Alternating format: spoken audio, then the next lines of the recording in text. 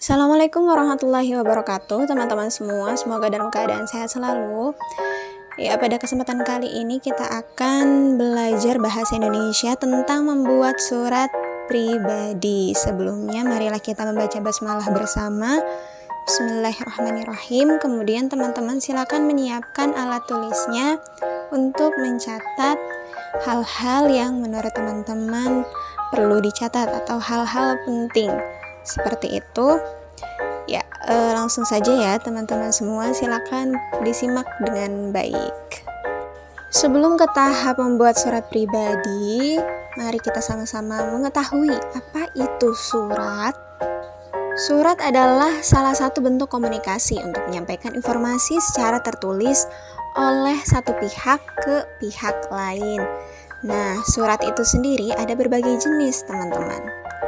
Surat merupakan salah satu alat komunikasi tertulis berasal dari salah satu pihak yang ditujukan kepada pihak lain untuk menyampaikan pesan informasi.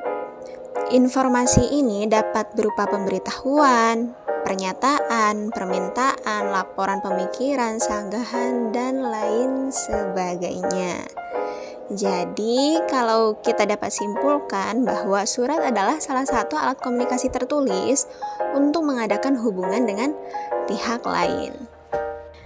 Oke, sebelum kita lanjut untuk mengetahui cara membuat surat pribadi, Bu Sara akan menginformasikan kepada teman-teman. Jadi, tadi kan sebelumnya Bu Sara menyampaikan bahwa ada beberapa jenis surat.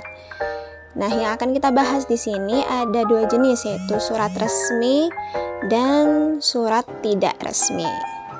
Surat resmi adalah surat yang dibuat serta dipergunakan untuk kepentingan yang sifatnya resmi. Biasanya penulisan surat resmi dilakukan oleh instansi, lembaga, serta organisasi. Biasanya ditujukan kepada lembaga atau instansi atau kepada perseorangan. Biasanya surat resmi ini berisi tentang surat undangan, surat jual beli, surat perjanjian, surat dinas atau nota dinas, dan lain sebagainya.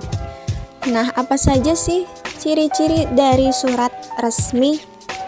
Ciri yang pertama adalah bahasa dalam surat resmi lebih baku dan jelas polanya. Nanti akan kita lihat bagaimana pola surat resmi ya setelah ini.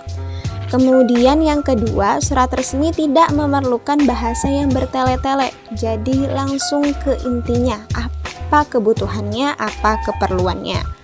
Kemudian yang ketiga, gaya bahasa dari surat resmi lebih singkat, jelas, dan berpola tetap. Nanti akan ada contohnya teman-teman setelah ini. Kemudian yang keempat, surat resmi hanya dapat ditulis oleh sebuah instansi kepada instansi lain atau individu. Nah, seseorang atau individu tidak boleh menulis surat resmi. Maka sebab itu ada kepala surat dan nomor surat. Kecuali seperti ini teman-teman. Individu ini berada di instansi tertentu atau di lembaga tertentu, kemudian meminta dibuatkan surat oleh instansi tersebut. Ya, jadi atas namanya adalah berasal dari lembaga atau instansi. Seperti itu ya. Kemudian, apa saja unsur-unsur dari surat resmi? Unsur-unsur dari surat resmi adalah sebagai berikut. Ada kepala surat atau kop surat, nomor surat, tanggal surat, lampiran surat, perihal surat, alamat surat, salam pembuka, isi surat, penutup surat, identitas pengirim, dan salam penutup. Berikut ini merupakan contoh dari surat resmi dan juga detail dari bagian-bagiannya ya teman-teman, bisa diperhatikan terlebih dahulu. Ya, itu tadi adalah contoh dari surat resmi dan juga pengertiannya. Sekarang kita lanjut ke surat tidak resmi atau surat pribadi. Surat tidak resmi atau surat pribadi adalah jenis surat yang isinya berkaitan dengan kepentingan pribadi. Jenis surat ini ditulis menggunakan bahasa tidak baku. Namun, meskipun begitu, tidak berarti surat pribadi dapat menggunakan bahasa yang seenaknya. Meskipun biasanya surat pribadi pembawaannya atau penyampaiannya cenderung santai, namun dalam menulis surat pribadi, etika dan juga sopan santun tetap perlu diperhatikan. Apalagi kalau surat pribadi ini, ya surat pribadi yang teman-teman buat, ditujukan ke siapapun yang lebih tua atau lebih dewasa. Misalnya surat pribadi yang ditujukan kepada orang tua kita atau kakek nenek kita.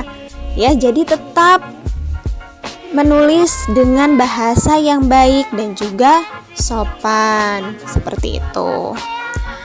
Mengapa hal ini dilakukan? Karena untuk menghindari terjadinya kesalahpahaman dan dapat menyebabkan orang lain yang membaca akan tersinggung dengan gaya bahasa kita. Maka dari itu tetap menjaga etika dan juga sopan santun dalam menulis surat, walaupun surat ini adalah surat pribadi. Apa saja ciri-ciri surat pribadi? Berikut ini bisa diperhatikan oleh teman-teman. Yang pertama, tidak menggunakan kop surat dan juga nomor surat. Yang kedua, biasanya tidak menggunakan bahasa baku sesuai dengan keinginan penulis, biasanya lebih santai, namun tadi ya tetap sopan. Kemudian yang ketiga, memiliki salam pembuka dan penutup yang bervariasi atau non-formal. Yang keempat, isi surat bersifat pribadi atau personal. Yang kelima, penulisan cenderung bebas, jadi tidak baku, seperti itu. Kemudian ada hal-hal yang perlu kita perhatikan ketika menulis surat pribadi, yakni memperhatikan kaidah penggunaan bahasa. Yang pertama, memperhatikan penggunaan huruf besar dan kecil serta penyusunan kata.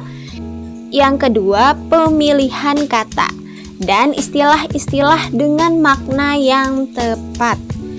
Yang ketiga, susunan kalimat harus lengkap, kalimat harus selesai atau tidak terpotong-potong, tidak sepotong-potong. Kalimat harus jelas.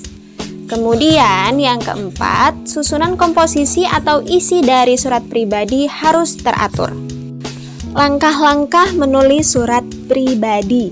Yang pertama, mengungkapkan maksud dan tujuan dengan jelas. Misalnya, ingin berkunjung ke rumah nenek dan kakek atau ke rumah saudara, atau ingin mengungkapkan rasa kerinduan kepada nenek dan kakek, itu bisa. Kemudian yang kedua, tips menulis surat pribadi adalah menggunakan kata-kata yang santun dan memiliki makna yang jelas. Yang ketiga, memiliki pokok masalah yang ingin dibahas atau disampaikan. Kemudian yang keempat, menggunakan tanda baca dan juga ejaan yang benar. Kapan harus menggunakan koma, kapan harus menggunakan titik, kapan harus menggunakan tanda tanya. Seperti itu teman-teman. Kemudian yang kelima, tidak perlu terlalu kaku. Penyampaian bisa diselingi oleh humor atau hal-hal lain yang menarik, yang menurut teman-teman menarik. Selanjutnya kita masuk ke manfaat dari surat pribadi. Yang pertama, sebagai bentuk dari ekspresi atau ungkapan perasaan. Di sini mengungkapkan perasaan dalam bentuk ekspresi tulisan seperti itu.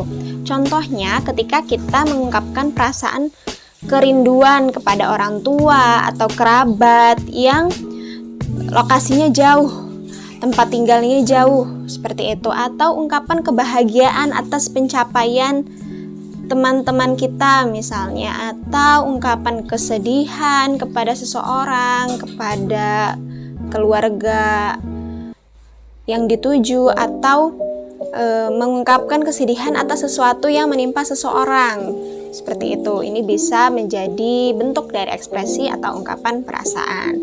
Kemudian yang kedua, mewakili seseorang atau pribadi. Jadi memang surat yang kita buat ini bisa mewakili perasaan kita nih, mewakili tujuan kita, mewakili pribadi kita.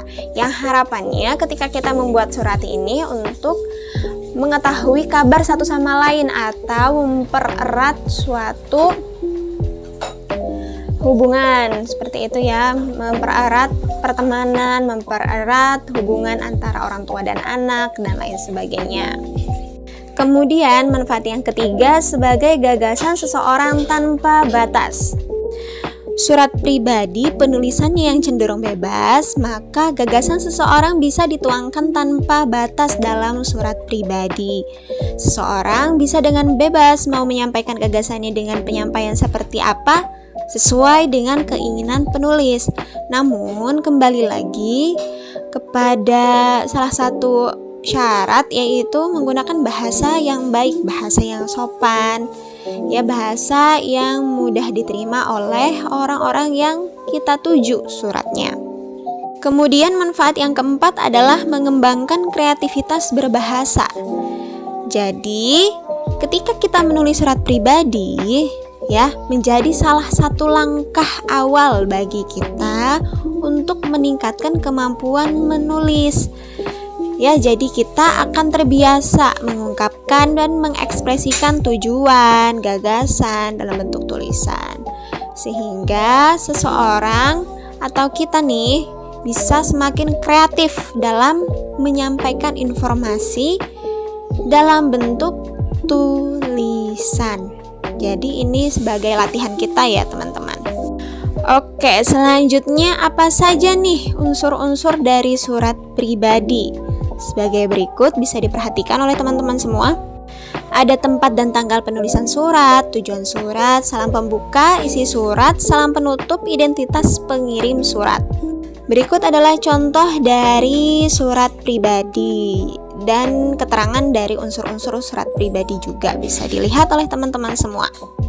Ya, mungkin itu saja teman-teman terkait dengan pengertian surat resmi dan surat tidak resmi, cara membuat surat resmi dan surat tidak resmi, keperluan dan manfaat surat resmi dan tidak resmi.